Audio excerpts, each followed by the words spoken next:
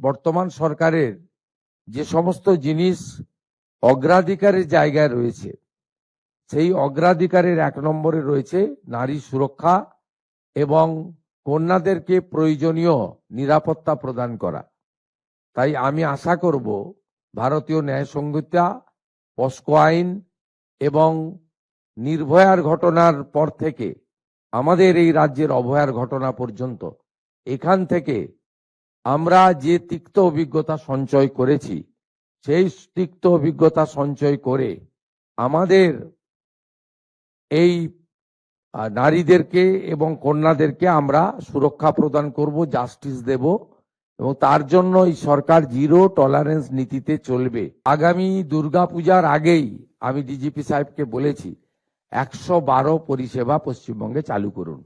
আমি অ্যাভারেজ দেখছিলাম গুজরাট, মহারাষ্ট্র, উত্তরপ্রদেশ 6 মিনিটে পুলিশ পৌঁছায়। পশ্চিমবঙ্গে এই অ্যাভারেজ হচ্ছে 3 ঘন্টায় পুলিশ পৌঁছায়। এখন আমরা 112তে যদি একটি করে গাড়িতে হয় না, 4টি গাড়ি ফাইনালি লাগবে। এই আমরা যদি এখন একটা গাড়ি 112 চালু করতে পারি, আমাদের ট্রেনিং প্রাপ্ত রাজ্য পুলিশের 12,000, কলকাতা পুলিশের 4,000, সেপ্টেম্বর মাসেই 16,000 নতুন জওয়ানদেরকে আমরা কাজে লাগাতে পারি।